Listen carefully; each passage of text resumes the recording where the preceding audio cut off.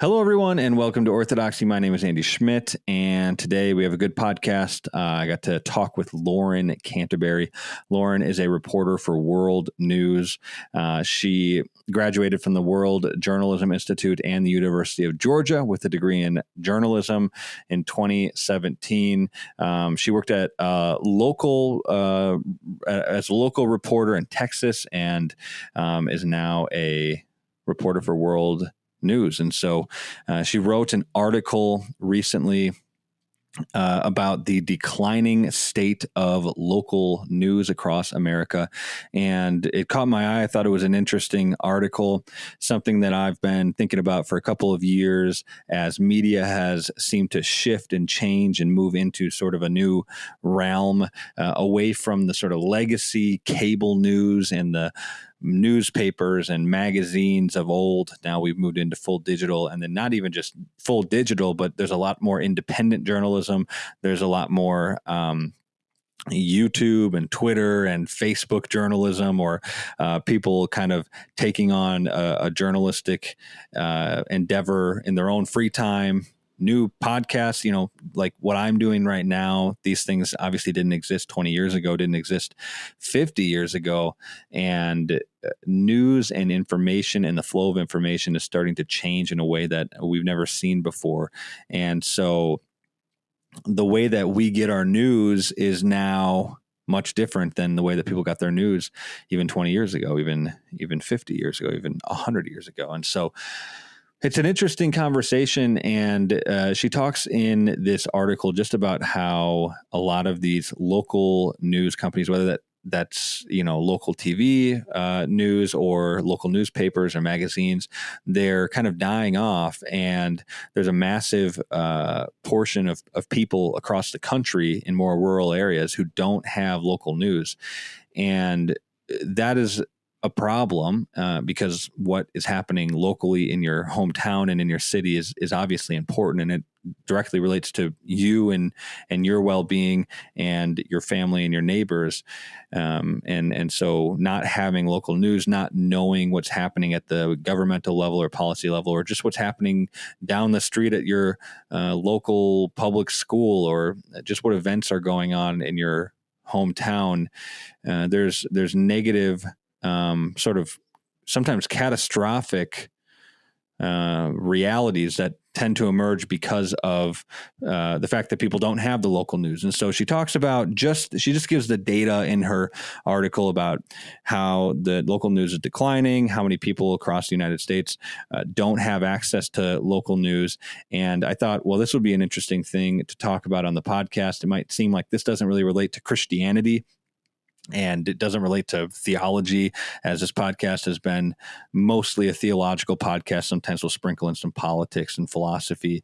But this is something I actually do think it does relate to Christianity. So World News, it's their slogan or the tagline on the website says sound journalism grounded in facts and biblical truth. And so they take a biblical perspective. They approach their reporting from a biblical worldview, and they try to do their best to give objective reporting on the news. And I think there's a way in which Christians should take on the responsibility in their local towns and in their cities to create local news that does a similar thing to what World is doing, in trying to take their biblical worldview and take their love of truth and of objective reality and of objective truth and try to report on that in their hometown and take on some of the responsibility and fill the void that is being that is showing itself through the decline of local news. And so if Christians have the correct worldview, which I think we do, then the best thing that we can do is one of the best things that we can do is start to fill the sort of void of lack of information that people are seeing at the local level. And as we talk about at the end of our podcast, there's a really significant sort of principle in Christianity that we need to love our neighbors. It's one of the most important parts of Christianity. And one of the best ways to do that is actually to engage with your neighbor, your actual neighbors, people that you actually live right next to in your hometown. and to know what's happening in your hometown, to know what sorts of policies are being passed and how money is being spent and how your tax dollars are being spent and what's being taught in the public schools. That's stuff that you and I have a direct relationship to as people who live within different towns and cities across the country. We need to engage in loving our neighbor in that sort of way on that local level. And one of the ways that can be done is by local news, is by reporting the facts and giving people all of the necessary information about events and things that are happening in their own hometown. So I had a really fun time talking with her, and I had a great time learning about, and it was an interesting thing, learning about what's actually happening across the country as it relates to news and how reporters will sometimes twist stories or sort of decide what the motivations or of a person, or what the final kind of conclusion of a story is before we even know from events playing out in time. But it was a fun podcast, really enjoyable. I liked talking with Lauren, and I do hope you enjoy this episode. Also, this podcast is again brought to us by Rocket Sled Studios. You know that I've been working with them. We are creating a children's animated series, Tales of the Kingdom, based on a book series from the 1980s. And so I'm going to show you that trailer right now.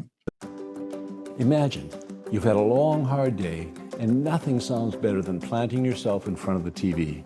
But then your children or your grandchildren walk in, and they want to watch too. What would you turn on? Actually answer that question.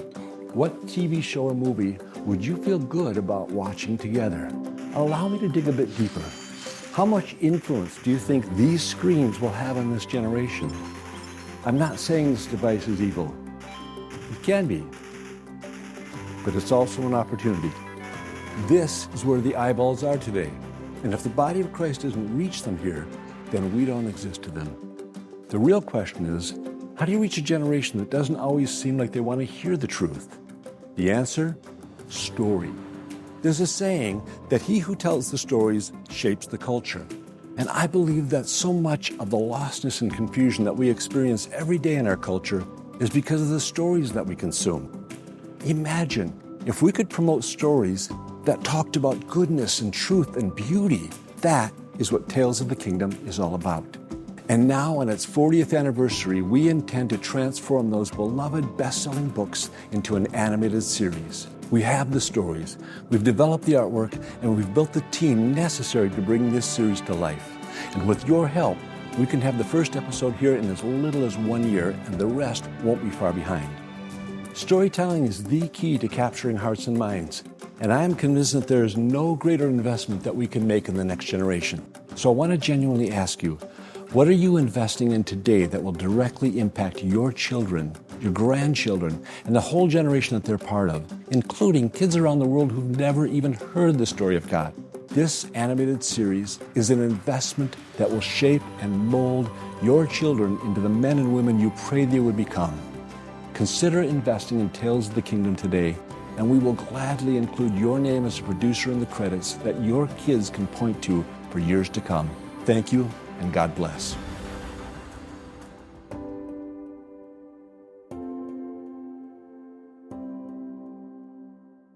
All right, so that was a Tales of the Kingdom trailer. I hope you enjoyed that. If you want any more information on Tales of the Kingdom, you can go to www.rocketsledstudios.org. Take a look at what we're doing. We have some really good podcasts on there. We've got sort of a broader overview as to what those projects are that we're working on with Tales of the Kingdom and a couple of other ones and more internationally. And so go check that out. But without further ado, here is my podcast with Lauren Canterberry.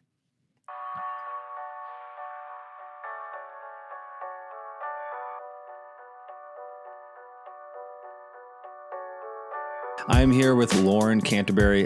We are going to talk about, this might seem a little bit like out there to people, especially because this podcast is a theology podcast. Oftentimes we talk about theology. We do talk about politics sometimes. And sometimes we just talk about different random things. And this is one of those times where we're just going to talk about something that seems a little bit random, but I think is really important. you wrote an article for World News on local news, kind of local media across the country. And I'll put a link to that into the description for people who want to kind of read it and then listen to this podcast. But I think it's an important article that you wrote, and I wanted to talk about it and talk through some of the implications and maybe some of the responsibilities that some of the data and statistics that you bring up in the article could leave Christians with. And so before we get into all the details, can you explain what the article is about and why you even decided to write that? Yeah. So every year for the last couple of years, the Medill School at Northwestern University has published this basically review of local news. It was kind of a talking point, especially among journalists for years, that we're seeing local papers die. Why is that happening? And no one had a really great answer. So these researchers at Medill decided to look into it deeper. And so they released their report a couple months ago about 2023. Just looking at the continued trend of local papers, local TV stations, local radio stations, either dying off completely, having to go just online, or being bought up. Sure. And it's a trend that we've seen, but I think it's still really important, especially in an election year, to talk about local streams of information and how those affect the community, because we see the federal government as such a big part of our lives. And we have local or national news outlets constantly reporting about big issues, but we don't really have enough streams of people discussing the local things that are happening that truly affect people on the day-to-day. So I kind of wrote this story just looking at their findings, breaking it down, and kind of pointing to the fact that it is still a problem, even if it's something that maybe not all of our readers notice every day. Yeah, it's an interesting thing because it feels like, well, a younger generation, Gen Zers, millennials have kind of been brought up in very anti-Christian philosophy and worldview if they went through the public schools and went to the universities. And I think one thing that comes with that is the sort of abdicating their responsibility from the local level, from their family, even their local church, even their city that they live in, to saying, hey, the federal government, the system, the quote unquote, the system needs to change, and kind of taking on a more socialist federal government takes care of me attitude, rather than I take care of the things that are in my local community and the things that I'm responsible for. And I think that maybe that has something to do with the decline in local news outlets, because young people just don't care about what's happening around them. And it seems indicative of a philosophy, of a worldview that isn't Christian. And so, so like you talked about that, you said there's 55 million people in America that have limited access to local media. And so the first thing that I was wondering is, do you know where then they're getting their news, or what are they, how do they know what's happening around them? Yeah, I mean, I think social media has always been kind of something that's filled those gaps, especially not older, but about a decade or so ago, Facebook kind of stepped into that void. And social media has continued to be that intermediary there. So a lot of people get local news from Facebook groups, Instagram accounts that they follow. But of course, those things are going to be biased. They're going to be heavily edited. If it's an Instagram page that's just talking about local businesses, they probably are not going to then talk about the local government or the school board. So sadly, a lot of people don't actually know what's happening in their community until something bad happens or something unusual happens, and then they have to go try to figure out what it is, whether that be connecting with the city themselves, connecting with the local works department, going to their school board, asking how did this policy get passed, even though it was passed maybe a year or two ago. So sadly, a lot of people just don't get information locally until they notice something and want to find out what it's about. Right. Yeah, that's I mean, obviously that's a major problem. I think that in a lot of ways, like the way that kind of makes itself very clear is in how much money local cities and local towns are spending that people don't actually know about. Just the sheer volume of money going through the city. And there doesn't seem to be much, question as to, hey, we have a surplus, like should we give this back? It's more of, we have extra money, we need to spend it so that we can then just say, hey, we need that money next year. And these are things that I don't think people know about, and that, well, they don't know about them. Do you think, I mean, I think that this is how it works, but do you think that even some of the local news outlets are purposefully not talking about that because they have a slant? Or let me ask this, I'll ask a preceding question. Do you think that the local news outlets, generally speaking, across the country have a more liberal slant because maybe they're connected to some of the larger legacy media liberal companies? Yeah, I think they certainly can. I think there's two things happening. You definitely have the local papers that, like I mentioned, a lot of local news has been bought up by larger conglomerates, which inherently most are a bit more liberal, a bit more in favor of big government, in favor of spending on some initiatives that maybe we as Christians or just conservatives wouldn't value.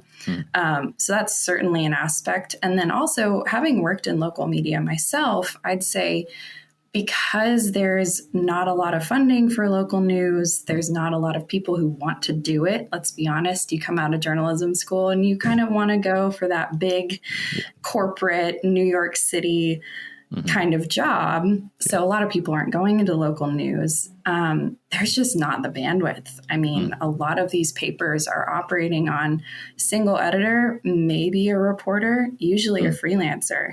So they just don't have the staff that would be required to really hold cities or school boards or counties to account with their usage of public funds or spaces or policies.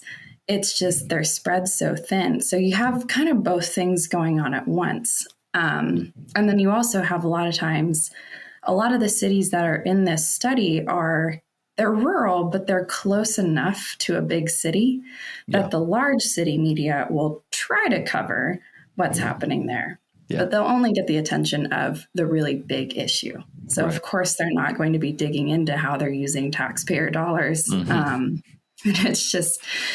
it's all kind of coming together and setting up a situation where, we don't have a lot of outside accountability. Journalism is the fourth estate, and it is supposed to be holding these entities to account for how they use what the public has given them. But if you don't have someone on the local level doing that, they can just kind of pass anything. Right. And that can get really messy. Yeah. Well, you mentioned before we started recording just some of the things that were happening related to local news that actually seemed positive during COVID. That felt like during COVID, even during the 2020 election. I think of the Loudoun County, was that 2020 or 2022 in Virginia with Glenn Youngkin? Yes. Loudoun County trans thing, I think, deal like that. Someone obviously was a big nationwide sort of story, but it affected that local county, that local community heavily. What was happening over COVID that made people more aware of their local government? Yeah, a lot of things. So you definitely had local ordinances happening that were kind of different across the country, state by state, but then even city by city. And I was living in Texas at the time, and I really noticed, I guess because people weren't out and about as much, they were more aware of what was happening in their backyard, and they were more willing to go to their city council meeting or their school board meeting because they saw these policies happening in their own backyard. Yeah. And so even the Loudoun County situation with parents going to the school board, talking about this issue of transgender students being in girls' locker rooms and things like that. I mean, Loudoun County got a lot of attention, but I mean, school boards across the country saw parents suddenly becoming far more engaged because I think parents were home with their kids, so they saw what they were being taught. Yeah. They were doing online learning, so they were kind of in the background hearing things. And then a lot of parents were mobilized to go talk to their school board. And local media did have an effect in that. Like I said, I was in Texas and we reported on that a lot. And the engagement was just amazing because people had varying opinions on it, but they were willing to go talk to their representatives, people that they elected, because it was a little bit more in their face. So I think we kind of saw what could be if we had strong local media during COVID, simply from the fact of people being at home more, and relying on that, relying on knowing what businesses are open, where can I go shopping, where do I have to wear a mask, where do I not. It was a little bit of a small scale glimpse into really engaged communities when they have information at their fingertips. Sadly, I think people have gone back to consuming mostly national media, especially with the election. Yeah. But it was I really enjoyed it being in local media. COVID was incredibly hard for everybody. But one good thing, I mean, people knew what was happening in their city for the first time in a long time. It's almost like for a long time, especially as it relates to public schools and what they have been passing through just sort of secretly, or not even secretly, wide open, but just nobody has even looked at it. Yeah. There's this out of sight, out of mind attitude with these parents. And you almost get this idea that like, hey, it's almost like when you have your kids in the house taking responsibility for them, maybe like the way that you should, you start to recognize, hey, like, should I be allowing for my kid to learn from somebody who in a lot of ways doesn't really know them, doesn't really care about the values that I care about, doesn't care at all about the things that I want my kids to learn about. And you start to hear that. And of course you're stuck in a house for 2 years. So you're probably already annoyed a little bit with things. And then you start to say, well, what in the world? Why are they teaching my 10-year-old about, transgenderism or that all white people are just inherently evil? And then they start to take responsibility for their kids in a way that maybe they should have been doing for a long time. But you think, okay, so after COVID, things have kind of gone back to how they were. What do you think that is? That just because people don't want to deal with what's happening at the local level, or just because things kind of got back into the same rhythm that they were in before? Or what happened? Shouldn't we have learned a lesson during COVID?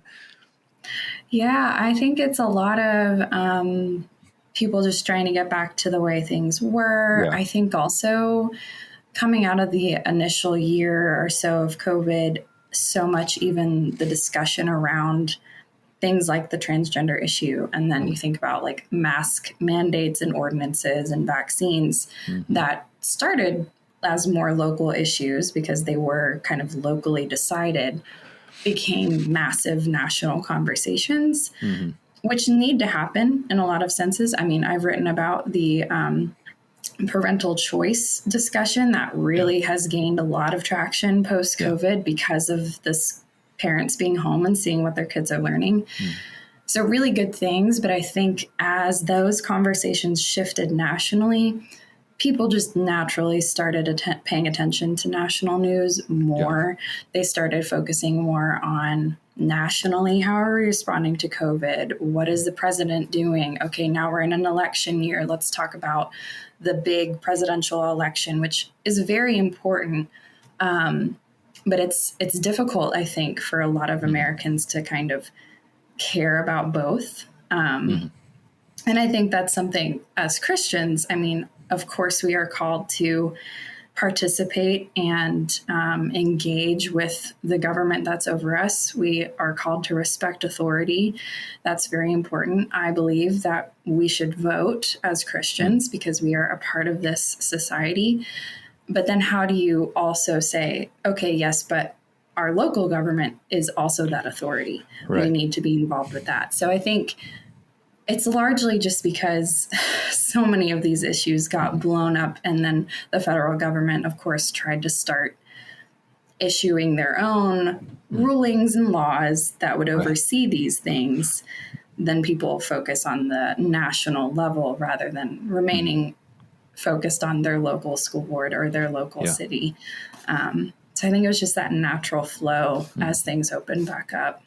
It actually is interesting that you're saying that, because in Wisconsin, I think you saw a little bit of this, and I'm interested to hear your thoughts on why this happened. But in Wisconsin, you had Trump won Wisconsin, right? And then Hovde for the Senate race lost Wisconsin. And so there were situations like that all over the country where Trump won a state and then the senator race, it was very close in Wisconsin and all across the country. Those senator races were very close, but the Republican lost. And so maybe, that might be indicative of kind of what you're saying, that people are just more focused on the federal problems or the federal issues than the local. But it's really frustrating because in Wisconsin, Tammy Baldwin has been in office for like 100 years, and she's just like the worst person. And so for me, I don't know. I obviously wanted Trump to win because I think he's a better option. But in some ways I would rather, I don't know, I got to think through this a little bit more, but whatever, I'll just say it. I would rather have Hovde win at the local level, because I think I believe in kind of the principle of subsidiarity. Like the thing closest to me is probably more of my responsibility and I should have more care for than the thing farther away from me. And so, do you think that is indicative of, that reality of certain local races almost being the opposite of what happened at the federal level, of this issue that you're talking about?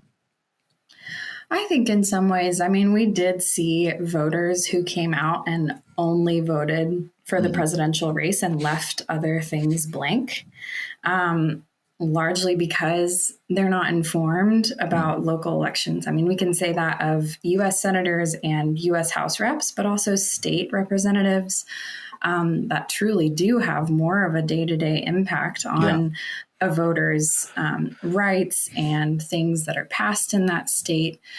But if we don't have local media informing people about what their positions are, what their goals are, then we will continue to have people who just come out caring about the presidential election, which is important.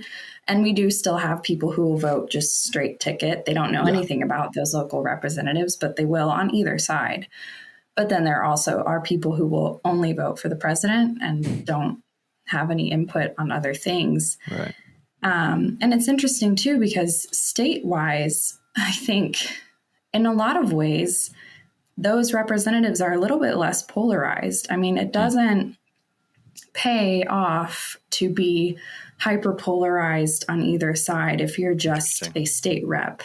Yeah. It's a little bit more focused on local issues. And so there can be very small differences between candidates. And if you're not digging into that and knowing what those differences are, then it can be easy to just vote for the incumbent and say, well, things are pretty good, even if you don't know what they really stand for. Right. So I think, like you said, like that is really indicative of that lack of local knowledge and local engagement. Mm-hmm. Yeah, because if people actually knew what was happening at the local level, they wouldn't be thinking in a lot of places, they wouldn't be thinking, oh yeah, things are just fine. The reason that you think that is because you just, like, I think myself, like, kind of were just born into this situation. Nobody, like, I don't know what Wisconsin or Madison, Wisconsin looks like with Republicans running. Maybe we'll never know, just because, Wisconsin, we've seen a little bit of that in the Scott Walker era, but like but man, that was even crazy because people were really angry at him, and there was a whole debacle at the state capitol. I don't know if you knew about that. Here's crazy. This is insane. So during all of that, here's what I'll tell people what happened. So Scott Walker, I was like in 5th grade at the time. He kind of, I can't remember the specifics, but basically enacted some policy that kind of hurt the public school, the teachers and workers and things like that. And they got really angry. Do you know what I'm talking about? Yeah. The teachers union issue, right? Yes. Yes. And so the teachers unions got really angry and they went down to the Capitol to protest, and it was absolutely horrible. They were, they went, they like peed and pooped all over the Capitol. I mean, it was like horror. Like they destroyed the Capitol. Yeah, it was bad. And and I was in the Madison area, and our 5th grade teacher was having 5th graders make recall Walker posters in class. And so, yeah, like that stuff was happening, and nobody, just like local level, no local news on. I mean, that should be, I think you should lose your job over that. I know the teacher's name still, but it's like, it's so progressive here that sort of stuff is happening all the time. And if you go against the regime especially in Madison and in Dane County where I live, they don't like, you can't get any coverage on the opposite end of an issue anywhere. And so that's kind of why your article struck me, because I've been trying to think through, there's got to be ways to change a city like Madison that's so progressive, where you can think of some of the other, even Minneapolis and Chicago, some of these really progressive cities, and then the outlying cities and towns around it that are just so controlled by the progressive ideology. Like there's got to be a way to change them. But in a lot of ways, it's really difficult because they've had control over the media, the government, the school systems for 50, 60, 70 years. And it feels like you can't get any pushback on the other end. All that to say that like maybe things would be going different in Madison and in Dane County if there was a local media outlet that would say, hey, teachers shouldn't be making 5th graders make recall Scott Walker signs. Like that's like very, very bad. Probably. So okay. I want to ask kind of what you think the future of local news and local media will look like as we move forward from this sort of, I guess, decline in local news. And I see it as kind of an opportunity. But what do you think that's going to look like, though? Because you're saying not a lot of people still care about the local news. So will it just be that there's just kind of no local news, or what needs to happen for people to start caring about the things at the local level? Yeah, I think it depends very heavily on where you are. I mean, I've certainly seen, I live in Georgia now, I was in Texas, kind of, I think when people are aware of what's happening locally, there always are people who then rise up and say, oh no, we need to talk about this. This needs to be public information. I've seen a lot of blogs pop up, podcasts, local, even just like, not necessarily a newspaper, but just like newsletters going out.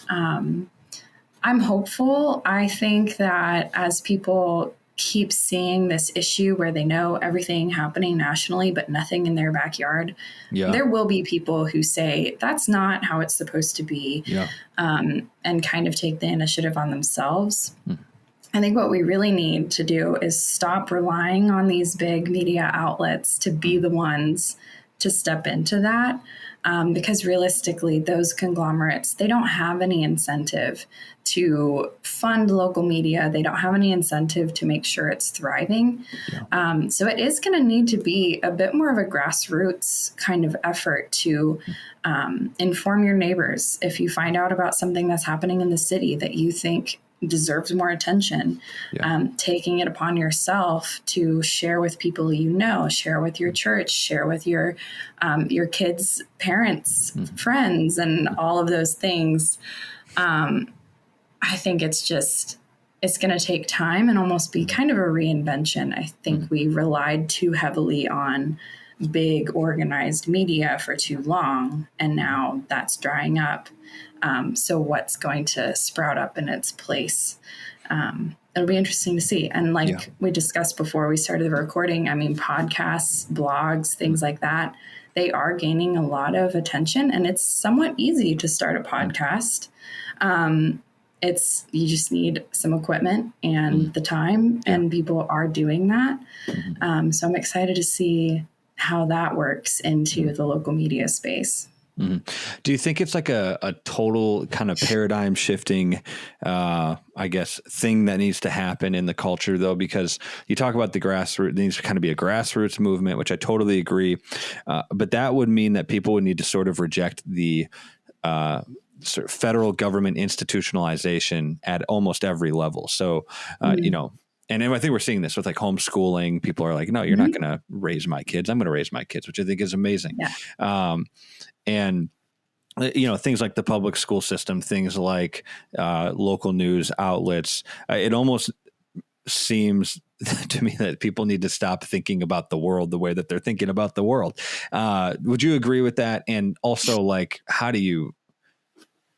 I'm not skeptical. I think that's what needs to happen, but I'm just not entirely. I'm not as hopeful maybe as you are that people will do that. So yeah, what do you think about that? Yeah, I mean, I think we do really need to shift our attention from national and global issues and shift more of it locally. I write for the breaking news team, so of course, I do think it's important to be informed about what's happening in the world. Yeah. It is important to be informed about the federal government, local government, things like that. But it will require people recognizing that you also need to know what's happening in your backyard. I'm not sure I have a great answer for how to go about doing that because it is so counter to how our culture works. Our culture likes to look for the big flashy story. Yeah. They like to look for the big answer to it all.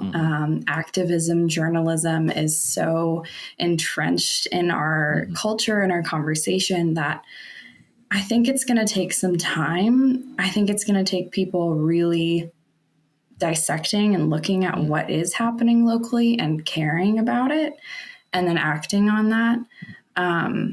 So it's going to take a lot to change that. Right. And frankly, I think Christians and especially Christian parents have a really good opportunity to be that. We've already seen that move, like you said, homeschooling and just towards being involved in your kids' education and who they're around as they're growing up. And I think that's a really good starting point to then say, okay, but also what's the city doing? They also affect my family. Right. So people who are already thinking that way have a good setup to then think more about local ordinances, local use of tax dollars. But that takes a lot of space in your mind, and you have to be willing to prioritize that and not prioritize knowing what's happening with the drama on Capitol Hill. Yeah. No, yeah, that's good. And I mean, as you're talking, I kind of started thinking about some of at the sort of federal and world level, the independent kind of breakaways from legacy media. So you think of like Tucker Carlson breaking away from Fox. And that was obviously a huge thing that happened. And yet there's this temptation, I think, even with the homeschool type of deal as well, for the people who break away from the sort of institution or just the big federal institutional thing to then swing the pendulum so far. Like I think of Tucker Carlson having people on talking about how, Hitler might have not been the bad guy in World War II, but like Winston Churchill. I don't know if you saw that. That was like it's like, how do you even come to that conclusion? Or things about Ukraine, the Ukraine-Russia war, where there's like a lot of sympathy for Russia. And there's just like a lack of understanding of geopolitics, or even, in my opinion, like human nature there. And, and so there's people that are so angry at the institutions, and I think rightfully so, because they've just been kind of abusing their power and, rooting people's lives for so long that I think we should be angry about that. But in that anger, how do you not swing the pendulum? And I think World does a good job in that, but I think maybe it has something to do with the fact that you guys are Christian, like you're Christians first. So why do you guys do good on that? And how do you think people can get better at not swinging the pendulum? Yeah, I mean, we are Christians first. And the Bible talks extensively about seeking truth, seeking justice. Of course, we have our set of morals. We are not apologetic about the fact that we have certain issues that we are going to fall on the biblical side of it, and we're not going to deviate. But we still do try to get the voices that differ from ours. I think that's something that is really important when you're seeking truth is to look at all sides objectively. Keep your biblical grounding, your foundation in what the Lord says is right at the heart. But don't be afraid to dig into some of the differing opinions, because that also allows you to strengthen your own thoughts, your own ideas. I think that's something we really value at World is not polarizing, not making things hyper dramatic.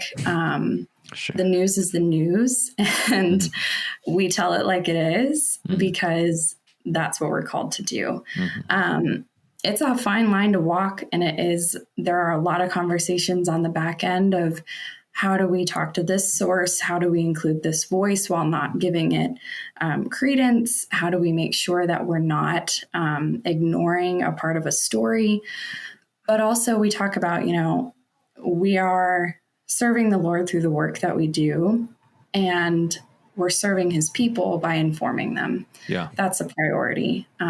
We have to talk about hard issues. We have to talk about how you can analyze hard issues and kind of give people the tools to do that. We don't want to just insert our own personal opinions into things that are not explicitly a biblical issue. And so that's something we try to do. And something I think Christians should always do. We should always focus on, is this differing from the Bible? Is this something that God has been explicit about? If not, we need to be objective. We need to be willing to hear different sides and ask the Lord constantly to give us clarity in making choices, especially with these big national, international issues that people get so polarized about them. Yeah. But in reality, the Lord calls us to focus on our neighbor and the things that we can control, the things that we can have impact on. And I think it's important that people ask him to show them what those things are. That plays really well into local news. I mean, running for city council, being on your school board, volunteering in your school, volunteering with the city. Those are things that I think are far more impactful than having debates online about national, international issues and things that you can really seek the Lord's guidance in. I think, too, just a media literacy. We really need to work on that as a country. That's kind of where you get into that you swing one way or the other. People aren't doing their due diligence in analyzing whether all of the talking points are grounded in truth. Yeah. That Tucker Carlson stuff that you've discussed. I mean, we shouldn't shy away from hearing things that differ from our opinions, but we should also know how to distinguish what is a credible source and what is not. Yeah. And I think that's something where local news has a great opportunity. You're not trying to share information from foreign countries that has to go through all the vetting. I mean, if you're in local news, you can say, here's what this city council person said, here's what the mayor said, and teaching people to know what's a source that you can rely on, what's a source that you should question. And that goes all the way down to parenting and schools. And I think we just need to do a better job of that as a country. Because kids will see stuff on social media and think everything has the same level of reliability. And that's just not the case. You know, it's, as you were talking, I was thinking about just the language in media and in news right now. It's so difficult to wade through this, because this morning I was reading the National Review. They were talking about just the decline, like how bad electric vehicles are doing across the world. And they talked about Rivian, I think is the company name, where they do the electric. I think that they have like a truck or something, but they've only sold like a couple hundred cars, but the government is giving them a $6.6 billion loan. And they have, it's horrible. The whole thing is, you read the article and it makes you just like, this is horrible. The amount of money that the government is spending on this company and other companies.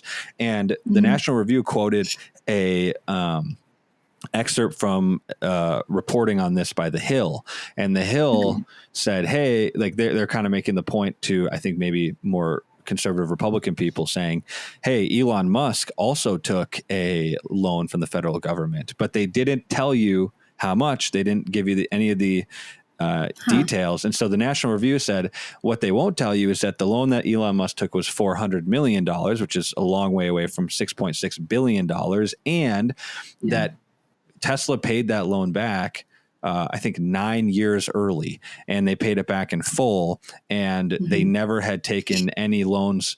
They had not taken a loan for Tesla for like multiple years before that, in which they had proven their legitimacy as a company. And so there's ways in which these companies like The Hill, they totally skewed that. All they were trying to do is basically make an appeal to some of the more right-wing people who like Elon Musk and say, you see, your guy did this too. Nothing wrong with the government giving $6.6 billion to Rivian. It's like, well, there's a lot of details. And if you don't explain those details, if you don't know what's actually happening behind the scenes, then you're going to look at that and be like, yeah, that's totally fine. When it's actually just, it's $400 million is a lot of money, but it's a lot less money than $6.6 billion. You know, if I had to pick between the two, I'm taking the $6.6 billion, but that's the sort of lying and deception that I think is happening.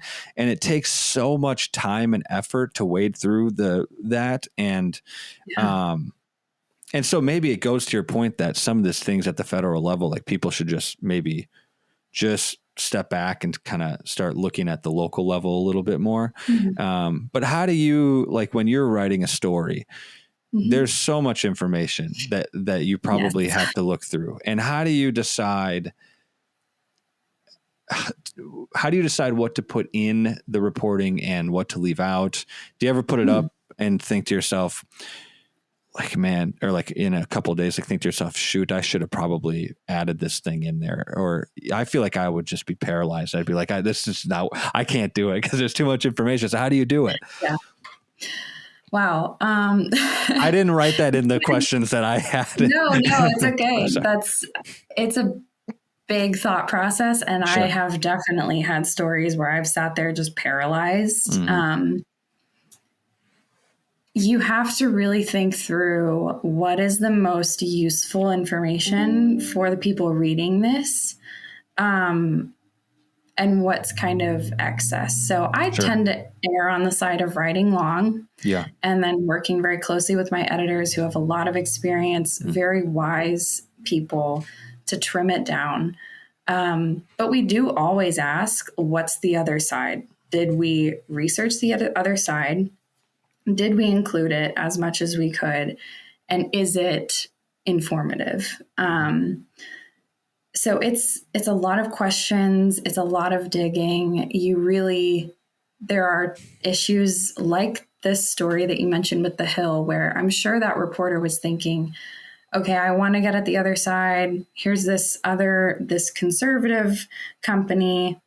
If a company can be conservative or not, that's doing something similar. I want to make sure I include that. That's a great first step. But then the next step would have been to look at the actual numbers, comparing them, seeing how they measure up. And when you're looking at those, there is a huge difference between the loan Tesla took out versus the loan Rivian took out. And that is the point where I probably would have left in the information about Tesla, but included the numbers. Because if you're going to do the due diligence of looking at data, especially, you have to present your readers with that data, because numbers speak volumes. People pay attention to numbers. But to answer your question, it is hard to know exactly what to include. We very prayerfully consider what sources we speak to about things. We've gone through even like research organizations, think tanks, people like that who put out a lot of reports that inform a lot of stories. I mean, even this report, the Medill School, we evaluate how reliable they are. Some organizations are reliable on certain topics and not others. Some organizations, like for us, the pro-life issue is very important. So there are certain research organizations that we simply won't use because we know they're skew. So you have to really think through everything. And I think that's like you said, part of the reason it's so hard for people to know what news is reliable is because they also then have to decide, like, do I trust this source? Yeah. Something journalists are doing as we're writing and then readers are doing as they're reading is just constantly analyzing. And unfortunately, I don't think there's a fix for that. I think people should be considering that. But it does get tedious. And yeah, we've had stories that we've had to workshop a good bit or go find another source simply because we need to at least hear out the other side. Even if it doesn't end up being included in the story. So it's a long process. Yeah, no, and I think that makes sense. And I think it's good. I think the longer the process in a lot of ways, the better, because it means that you're not just trying to push an agenda quickly. And I think that happens in news constantly, where it's like, hey, we've got a story, we can spin it this way. It can be part of the broader narrative, and people will believe it. And I think, you know, I think that's happened a ton. It happened during COVID, and there was not a lot of information on where COVID came from, on whether or not the masks worked, things like that. Well, there was some research done on that, and then 4 years later, 3 years later, you're like reading the New York Times saying, actually, masks don't work. And you're like, yeah, well, you know, like, screw you. You just spent 2 years telling us that we have to wear masks because the experts say so. And there's some massive collateral damage that they don't take any responsibility for. And the whole thing is incredibly frustrating because it's it's this quick turnout, instant gratification sort of methodology that is, it obviously doesn't work for reporting. The thing that I guess I could hear somebody saying to what you said is like, well, you know, yeah, you say that you're doing objective reporting. World says they're doing objective reporting. National Review, the conservative companies say they're doing objective reporting, but you're doing, you're conservative. And so the assumption, even in what we were talking about with electric vehicles, is that government giving loans to companies is not good. That's our assumption as we talked about that. At least that's mine. And, you know, that's an economic sort of philosophy that I don't want the government giving $6.6 billion in loans to companies, because I don't think that they should have any say in what's happening in the economy. I think that they should stay out of that. And, you know, somebody might say, where are you finding that in the Bible? And where are you finding that in objectivity or in the objective nature of reality? And I'm like, I think you can find it. I think you have to it would take several podcasts for us to explain, you know, but it is kind of talking about human nature and how human beings interact with each other and economically. But how do you, this is a big question, so whatever, go with wherever you want with it, but how do you sort of respond to, there is some reality that you do have, I don't want to say bias because I think it's true, but let's just say for now, like you have a bias towards the truth. And in a culture like our culture, that people consider that to be a negative bias sometimes. So what do you say to that? You know, I think the first thing I'd say is that we don't pretend to not have that bias. Yeah, sure. We are upfront about that, the fact that we are a Christian outlet. There are specific moral issues, especially surrounding things like pro-life, things like how we treat other people, stuff like that we are not willing to consider something that's not biblical as being truthful or valid. And that's very important to start. But also, I feel like I'd kind of dig into the fact that, you know, media should not be the main thing fueling your understanding of truth, especially as Christians and non-Christians. I think we tend to just look to the media to tell us what to think. Yeah. And the media has tried to do that. I mean, we see opinion woven into news all the time. Yeah. It's heavily biased. There's no way to not be biased. We are human beings. We're going, even if just one word choice can change this way of a sentence. Yeah. But I think it's important that people recognize that and also don't try to seek the media as this is the end all be all. They are telling me exactly what to think. Christians should prayerfully consider any issue that they see being reported on. We prayerfully consider things as we're reporting on it, but we don't want people to just stop there. So it is a big question. What would I say to someone who says that we claim to be non-biased, which we don't? We say what our bias is. Yeah. We believe it's truth. Yeah. That's just the response that you would need to say. You just say, yeah, we're biased towards the truth. Like that, that's what it is. And at the end of the day, the more liberal progressive slant and the more liberal ideology is proving to not align with reality. I obviously have that in the transgender issue. You also have that in the abortion issue, like murdering humans is not good. Yeah. It's like, I don't need to make an appeal to scripture, although I think that's a fine way of talking about it. I can just say murdering people is bad, and that's the truth. And you should be able to see that, and it's self-evident. And if you can't see that, there's something really wrong with you and not with our reporting or the way that we look at the world. And so there is some sense in which there, in the postmodern age that we live in, people kind of want to be skeptical, and they want to ask they want to keep asking the questions without any sort of desire for an answer. And so they're just going to ask questions all the way to the point of, the guy that I'm thinking of as I'm talking about this that you might know in Christian circles is Preston Sprinkles. Sprinkle. Do you know him? Maybe. I don't know him, but I know of him. Yes. You do. Okay. Sorry. You cut out a little bit, but I heard you say you don't know him, but you know of him. My opinion, he's a heretic. I think he's done really bad things for the Christian, really bad things as far as sexuality goes in Christianity. He's, Rosaria, you might know Rosaria Butterfield.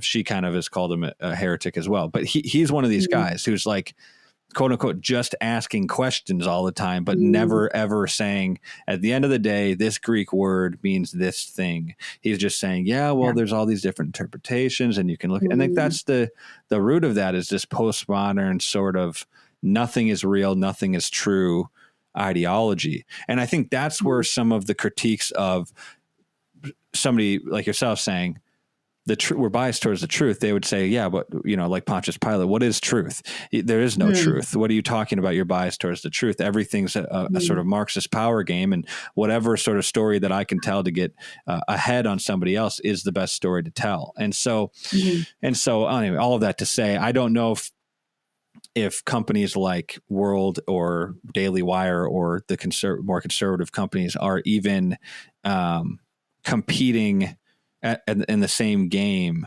or with these other media outlets. I think that they're just trying to play a power game, and that's going to take a lot of integrity on the end of yourself and different reporters to say, I'm not going to play the power game. I'm just going to do my best to tell the truth.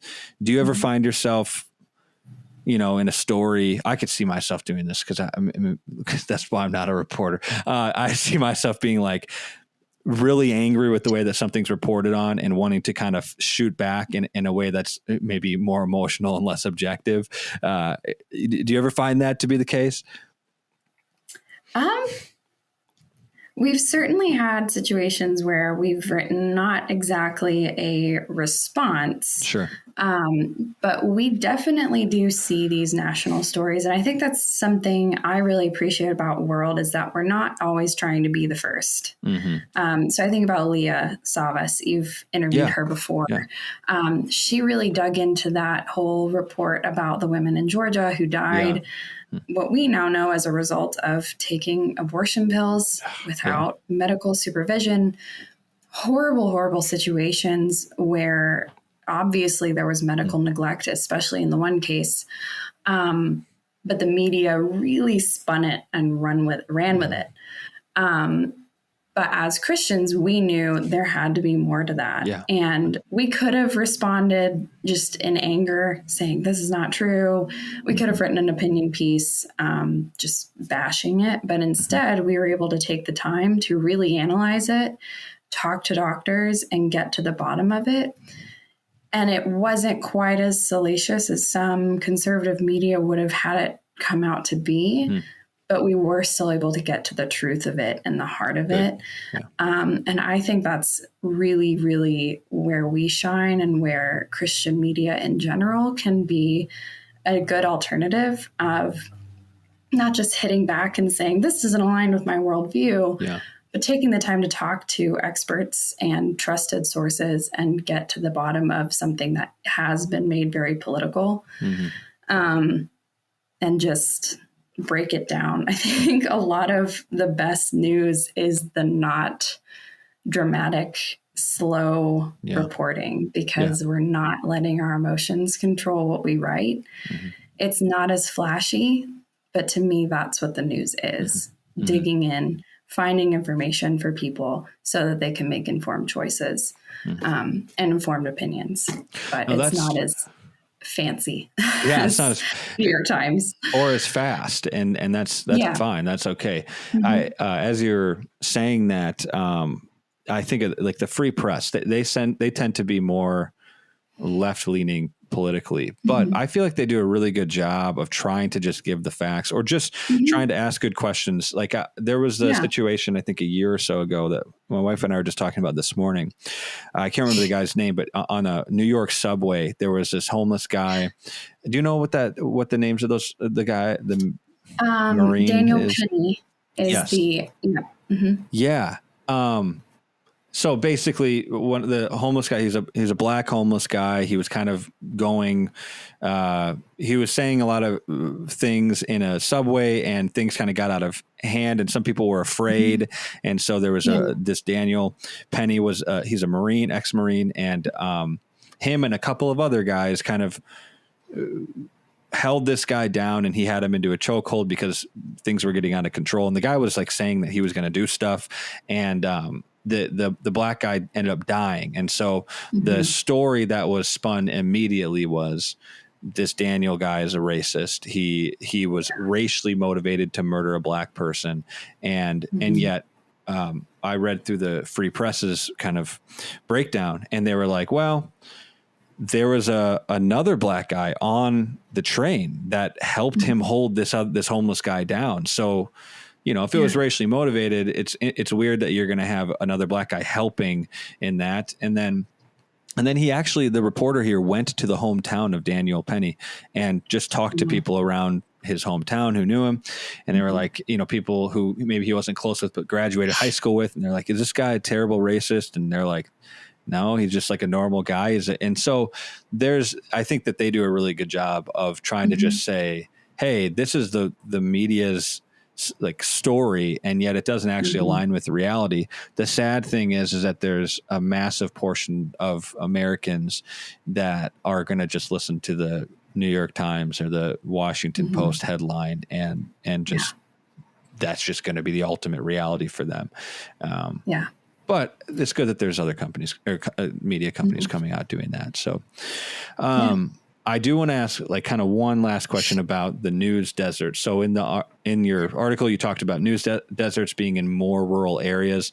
Do you think that there's any relationship to the fact that these are in rural areas, and that these rural areas are voting more Republican, more conservative, because of the lack of propaganda that sometimes can come from massive media outlets? Or, like, am I wrong in thinking that some of the local media outlets are directly tied to the massive legacy media? Like the ones that I'm thinking of in Madison are like, ABC, NBC, like those are the local ones.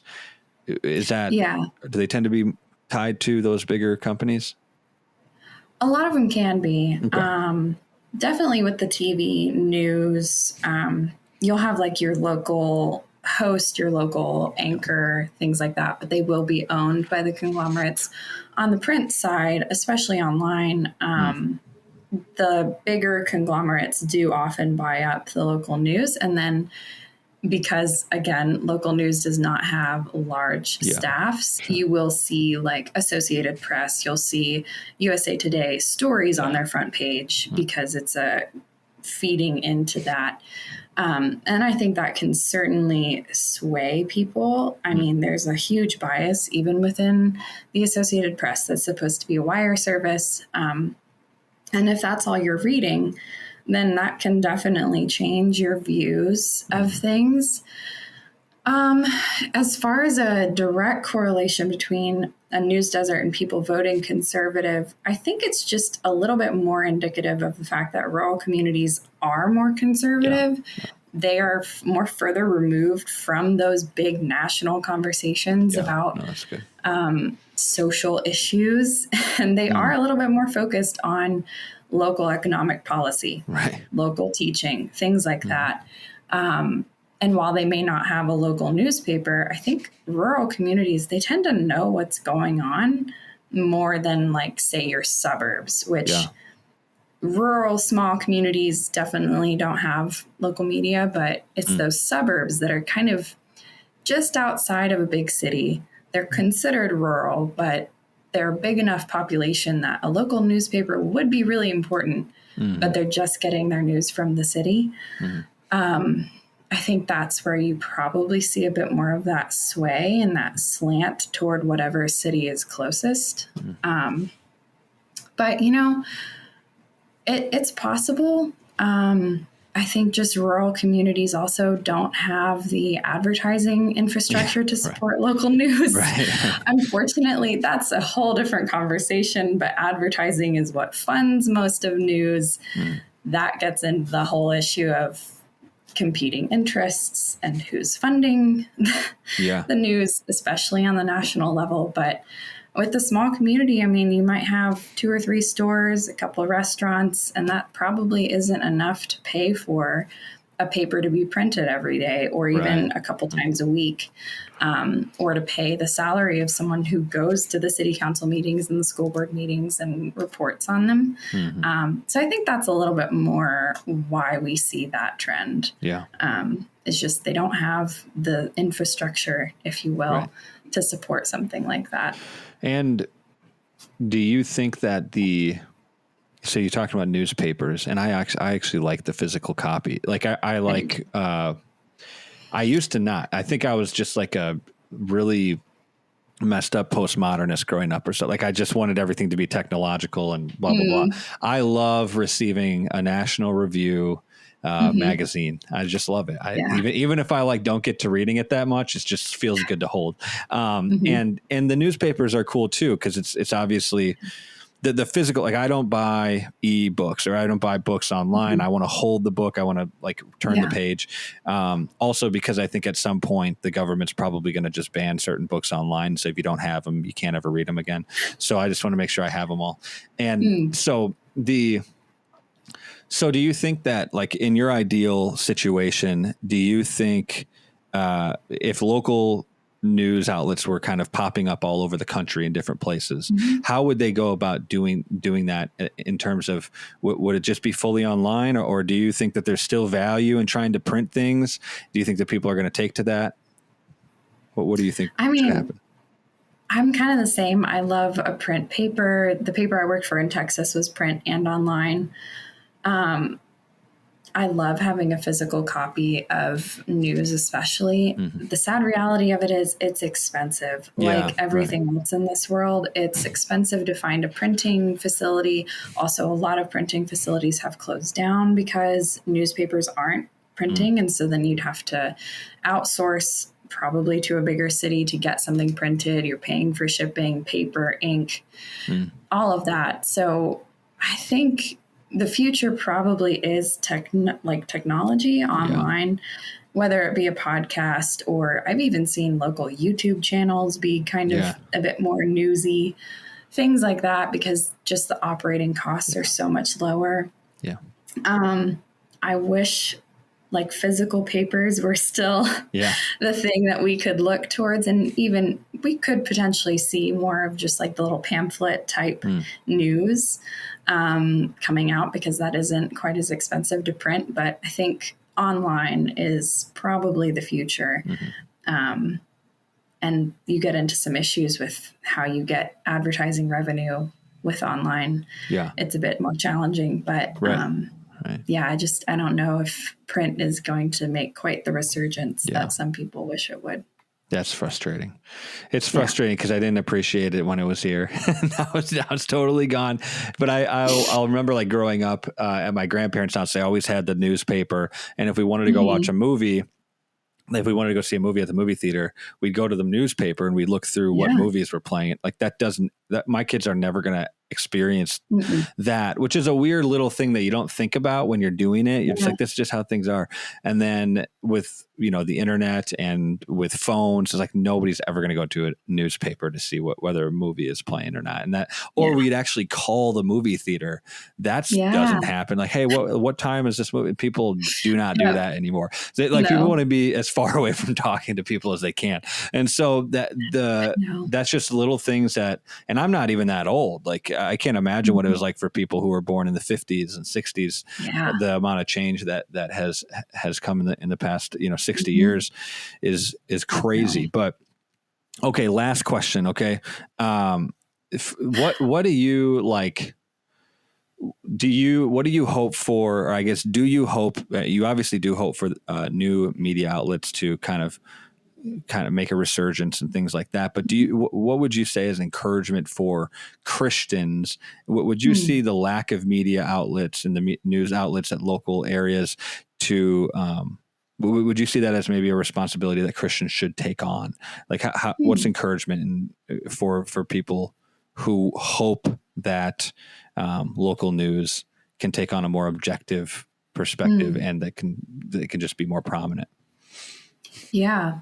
I mean, like I said, I think Christians have a responsibility to be involved in their community, whether that be starting some form of local news or just simply going to meetings, reading things that are being passed, understanding what's on their ballot locally. I think that's a really good place to start. What I've seen in the places that I've lived is people who do that, then there will be some who feel the urge and the call, I think, to start disseminating that information to people. But I think just Christians should start there of just knowing what's happening, knowing what they're voting for, knowing what their kids are being taught, knowing what their city council is using their money for.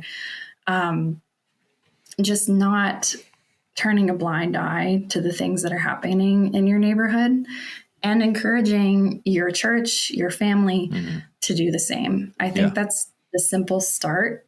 And just also maybe taking a back step from some of those national, international arguments that can turn into debates and truly are not fruitful. I think we have opportunities locally to see an issue, pray about it, seek a solution, and work on it in a way that we don't with those big talking points that are a bit more nebulous. I think the Lord has a lot of work for Christians to be able to do in their community. And I'd love to see people do that. And hopefully that then turns into more local news. Yeah. So are you trying to tell me that I should not be debating people on whether or not Hitler was a good guy or the bad guy in World War II? Is that not worth my time? All in fun, over dinner, conversation, sure. But should it be occupying all of your thoughts? Probably not. Probably not. And if you have to ask that question, there's some other issues that you might want to deal with as well. Hitler was the bad guy. Okay. Well, I appreciate this. I know that it's a little bit obscure or doesn't seem to align with all of the things that I usually do on this podcast, but I think it's super, super important that people start to actually care about what's happening in their backyard. I mean, the term love your neighbors or care for the least of us was thrown around all the time when there's elections, just constantly throwing around. And it's like, it's easy to say when your quote unquote neighbor is people that you'll never meet and you're just trying to pass policy because you quote unquote love your neighbor. It's like, actually go outside and do that, because there's people that you live next to that you could help pass policy in your town or your city that actually could help people, that isn't just something happening, 1,000 miles away somewhere that you'll never go. And so it's a seriously important thing. And I think Christians should be the first people to say, hey, wait a second, like you're saying, step back. The things that I should care about more are the things that I'm closest to, rather than the things that I'm furthest away from, which is just logic. And they don't even have to be policies. I mean, if you know what's happening in your community, you might see an issue that God places on your heart. It could just be a mom down the road who's a single mother who needs some help. And maybe the local paper writes about a coat drive at the school and interviews her. And then you say, hey, I live right down the road. Let me love her. Let me support her. Just knowing what's happening around you. Like you said, love your neighbor. And the neighbor is literally your neighbor sometimes. Right.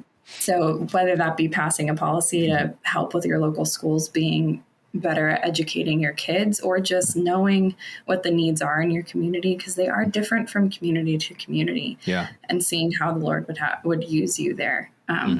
It's a huge opportunity. Yeah, totally. 100%. So, all right. Well, Lauren, thank you for doing this. I appreciate it. Yeah. I appreciate your reporting. I think it's very good. I'm always impressed with the world news reporting. I think that everybody does a very good job. So thanks for doing this.